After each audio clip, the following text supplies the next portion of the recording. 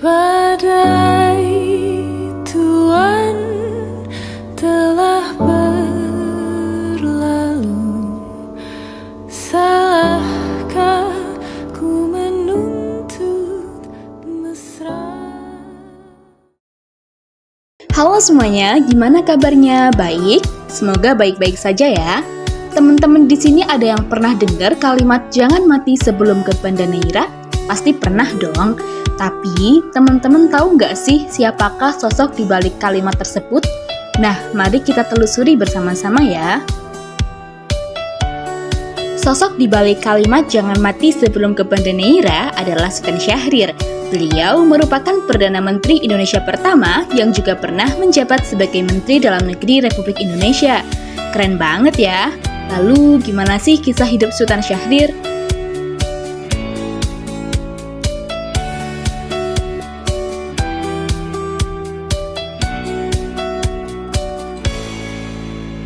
Sultan Syahrir dilahirkan di Padang Panjang, Sumatera Barat pada tanggal 5 Maret 1909.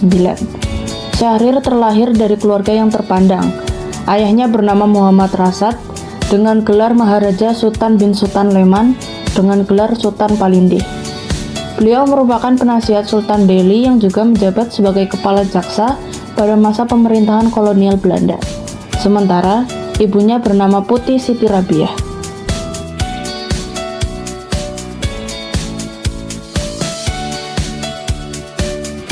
Syahrir kecil menempuh pendidikan dasarnya di Europisi Lagery School atau ELS dari tahun 1917 dan lulus di tahun 1923. Ia kemudian melanjutkan pendidikannya di Mulo. Semasa pendidikannya, ia banyak membaca buku dari pengarang terkenal seperti Karl Marx. Ia juga gemar bermain biola. Prestasi yang diraihnya semasa sekolah mampu mengantarkannya ke AMS, sebuah sekolah menengah atas yang terletak di Bandung, Jawa Barat. Di sana, Syahrir bergabung dengan sebuah kelompok teater yang bernama Botavis. Ia juga tergabung dalam sebuah kelompok dengan gagasan untuk mendorong kesatuan nasional Indonesia, yaitu Jong Indonesia. Tahun 1929, Syahrir mendapat beasiswa untuk melanjutkan pendidikannya ke Fakultas Hukum University of Amsterdam, Belanda. Di sana, ia menjadi bagian dari Perhimpunan Indonesia di bawah pimpinan Muhammad Hatta. Tahun 1931, ia kembali ke tanah air dan memulai karir politiknya. Di tahun 1932, ia terpilih menjadi Ketua Umum Partai Pendidikan Nasional Indonesia Baru (PNIB). Namun, pada tahun 1935, ia diasingkan oleh pemerintah Hindia Belanda ke Bovendigel, Papua, bersama Muhammad Hatta. Pada rentang tahun 1936 hingga 1942, lokasi pengasingannya dipindahkan ke Banda Neira hingga berakhir di Sukabumi. Uniknya, dalam masa pengasingan, Hatta membawa 16 peti buku. Syahrir dan Hatta menjadi cahaya kecil di Banda Neira. Mereka mengajar anak-anak lokal hingga mendapat julukan Om Rir dan Om Kacamata. Saat dalam masa pengasingan inilah, ia banyak menuliskan mengenai keindahan Banda Neira, termasuk ungkapan jangan mati sebelum ke Banda Neira. Tahun 1942, Syahrir akhirnya bebas dari pengasingan. Ia menjadi tokoh yang banyak berperan dalam kemerdekaan Indonesia. Segala hal dilakukannya untuk kemerdekaan Republik tercinta, termasuk membajak frekuensi radio, hingga mendesak golongan tua untuk segera memproklamirkan kemerdekaan. Baginya, kemerdekaan Indonesia haruslah berasal dari perjuangan rakyat itu sendiri, bukan merupakan hadiah dari Jepang.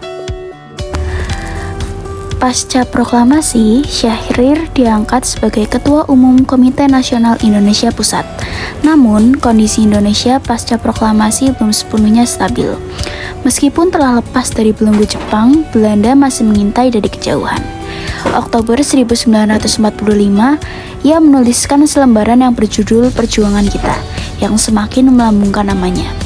Pada 14 November 1945, ia kemudian ditunjuk sebagai Perdana Menteri Indonesia pertama dan menjadi Perdana Menteri termuda di dunia. Ia memimpin kabinetnya sembari menjabat sebagai Menteri Dalam Negeri dan Menteri Luar Negeri Negara Republik Indonesia. Wajah Syahrir sering tampil sebagai delegasi Indonesia dalam berbagai perundingan.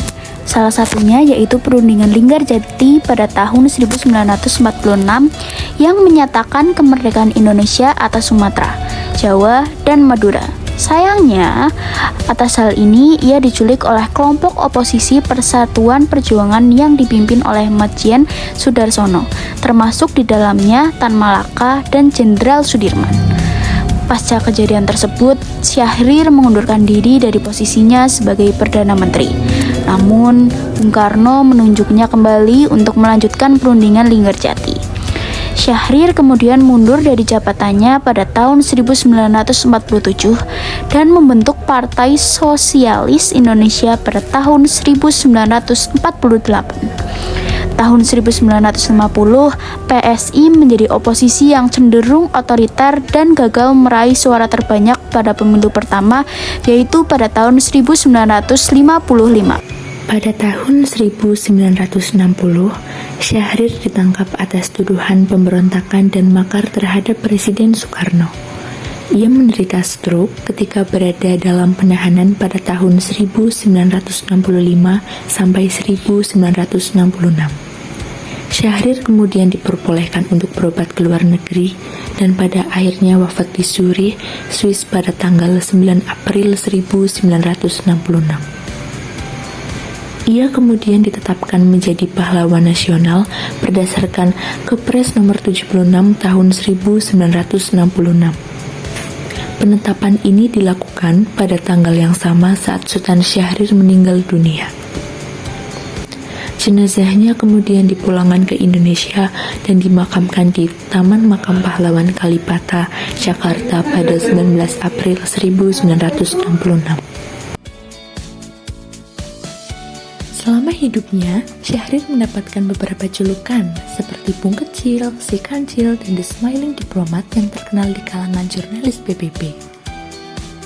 Syahrir menikah dengan seorang perempuan Belanda bernama Maria. Namun, atas tekanan sosial, pernikahan keduanya kemudian dibatalkan hanya 1 bulan setelah akad nikah dilangsungkan. Maria yang saat itu tengah mengandung dideportasi ke negara asalnya dengan hati yang hancur. Anak yang lahir dari Syahrir hanya bertahan beberapa minggu setelah lahir. Sementara, Syahrir tetap melanjutkan perjuangan politiknya di Indonesia. Namun, hatinya tetap merindukan Maria. Nah, itulah kisah hidup Syahrir, seorang pemikir dan revolusioner Republik Indonesia. Di balik julukan Bung Kecil, Syahrir memiliki jasa yang besar bagi Indonesia. Darinya, kita dapat mengambil pelajaran bahwa hidup yang tak dipertaruhkan tidak akan pernah dimenangkan.